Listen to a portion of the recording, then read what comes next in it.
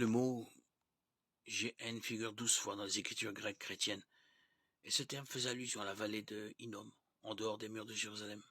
À l'époque où Jésus était sur la terre, cette vallée servait de décharge publique, où l'on brûlait les ordures en y ajoutant du soufre pour entretenir le feu.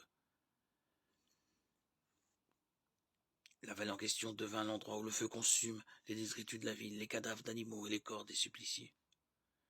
Aussi, que voulait dire Jésus lorsqu'il affirma que certaines personnes seraient jetées dans la géhenne à cause de leurs actes iniques? Il ne disait pas qu'elles seraient tourmentées éternellement. Il employait cette vallée de feu et de soufre comme un symbole approprié de la destruction éternelle.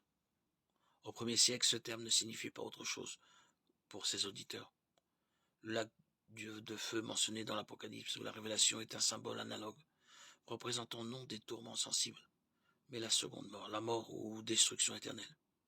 Il est évident que ce lac est symbolique, car la mort et l'enfer y sont jetés. Or, on ne peut brûler littéralement ces choses, mais on peut les abolir, les détruire. Apocalypse 20, 14, 21. Dès lors, que faut-il penser du purgatoire? Celui-ci est censé être le lieu où les âmes humaines expient par le feu leurs péchés après la mort. Puisque la Bible montre clairement que les morts sont inconscients, comment Dieu pourrait-il les faire souffrir dans un purgatoire? Psaume 146, 4. En fait, ni le mot purgatoire, ni même la notion de purgatoire ne figurent dans la Bible.